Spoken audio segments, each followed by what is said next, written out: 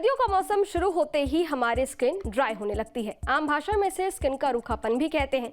मतलब फेस, हाथ, पाँव या शरीर के कई हिस्सों में रूखेपन की वजह से खुजली होने लगती है। कई लोगों को हर सर्दी में इस समस्या से दो चार होना पड़ता है। वहीं कुछ लोग पुराने नुस्खों से अपनी ड्राई स्किन को ऑयली बनाने में जुटे रहते हैं, जैसे नहाने के बाद कोई क्रीम या तेल लगा लेना या फिर बॉडी लोशन या मॉइस्चराइजर के जरिए स्किन के रूखेपन को दूर करना। लेकिन अक्सर ये देखने में आया है कि इन सब के बावजूद भी हमारे स्किन में ड्राइनेस रह जाती है और हमें खुजली यानी कि ईचिंग से दो चार होना पड़ता है। आज हेल्दी नेशन की इस सीरीज में हम आपको स्किन के रूखेपन को लेकर कुछ अहम जानकारी देंगे।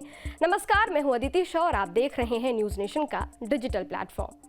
सर्दियों का मौसम शुरू हो गया है। आप घर से बाहर निकलने से सर्दी से बचने के लिए कई कपड़े पहनते हैं। Inner, casual wear, sweater, jacket, इतना कुछ पहनना आपके लिए ज़रूरी भी हो जाता है क्योंकि सर्दी का मौसम आपको कब बीमार कर दे कुछ पता नहीं।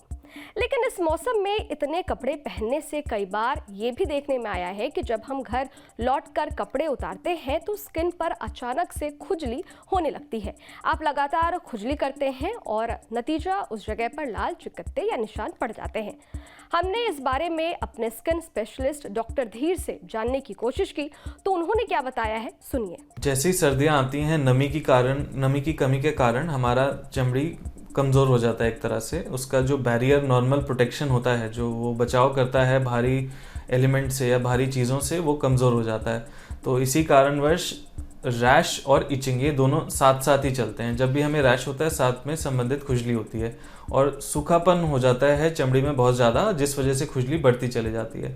तो इसी वजह से खुजली होती है। सूखापन प्राइमरी कारण होता है खुजली होने का। सुना आपने, डॉक्टर के मुताबिक सर्दियों में ये एक कॉमन प्रॉब्लम है, लेकिन हम इससे कैसे खुद का बचाव करें, ये सवाल हर किसी के जहन में होता है।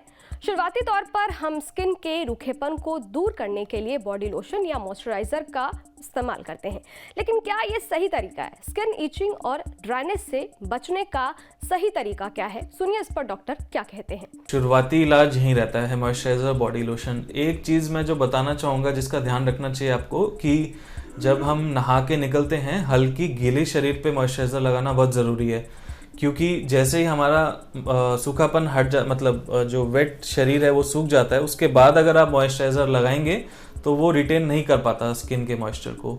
इसीलिए जैसे ही नहा के बाहर निकलें हल्के वेट शरीर पे ही अपना मॉइस्चराइजर लगाएं। इसके बावजूद भी अगर इचिंग नहीं जाती है, खुजली नहीं जाती है और बढ़ती चली जाती है, तो और कारण हो सकते हैं बॉडी में, जिसके लिए आपको अपने स्किन स्पेशलिस्ट को कंसल्ट करना चाहिए। ये तो रही बात स्किन ड्राइनेस से जुड़ी सावधानी की। अब बात करते हैं कि स्किन पर होने वाली खुजली से बचने के घरेलू उपाय क्या हो सकते हैं। क्या नहाते वक्त भी हमें कुछ बातों का खास ख्याल रखना होता है, जैसे कौन सा शैम्पू या साबुन यूज करना है, कितने गर्म पानी से नहाना है आदि? चलिए जानते हैं। घरेलू उपचार देखिए, मॉइस्चराइज़र और बॉडी लोशन और कोकोनट ऑयल के अलावा आप घर पे एक दो चीज़ों का ध्यान रख सकते हैं। जो सोप हम यूज़ करते हैं, साबुन, वो आप एक डव सोप या पियर सोप, ये सारे जेंटल सोप होते हैं, विंटर्स में ये बेहतर माने जाते हैं, तो इनका इस्तेमाल कर सकते हैं।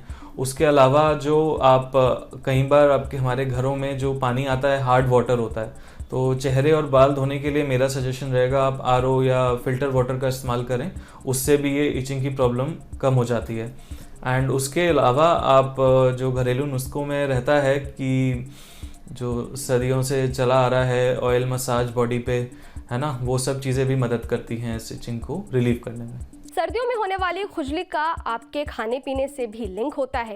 ये सवाल कई लोगों के जहन में होते हैं। कई बार गर्म, मसालेदार, तली हुई चीज़ें खाने से लोगों को एलर्जी हो जाती है। क्या सर्दियों में होने वाली खुजली का इससे भी कुछ कनेक्शन है? ये भी डॉक्टर से जानते हैं। फूड एलर्जीज या फूड सेंसिटिविटीज़ होती हैं जो जिनको खाना लेने के कारण अचानक से शरीर में रैश या लालपन उत्पन्न होता है। आमतौर पे जो असली फूड एलर्जीज होती हैं वो स्पेसिफिक खाना खाने के 1 घंटे के अंदर वो रैश आ जाता है। तो आप आराम से उसको आइडेंटिफाई कर पाते हो कि हाँ, इस खाने के 1 घंटे के अंदर मुझे हो रहा है, तो वो कारण हो सकता है आपकी एलर्जीज का।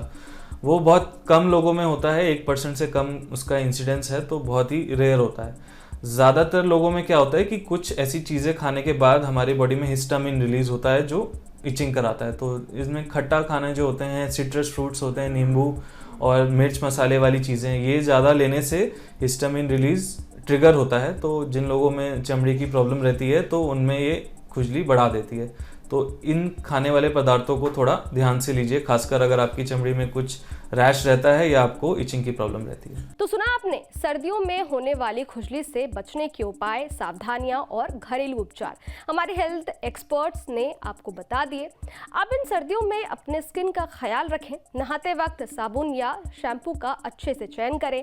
नहाने के बाद गीली स्किन पर ही मॉइस्चराइजर या बॉडी लोशन लगाएं। खाने को लेकर सावधानी बरतें और ज़्यादा दिक्कत होने पर तुरंत अपने डर्मेटोलॉजिस्ट से संपर्क करें। Have a healthy winter. कैसा लगा आपको हमारा ये एपिसोड? कमेंट बॉक्स में ज़रूर बताइएगा। शुक्रिया।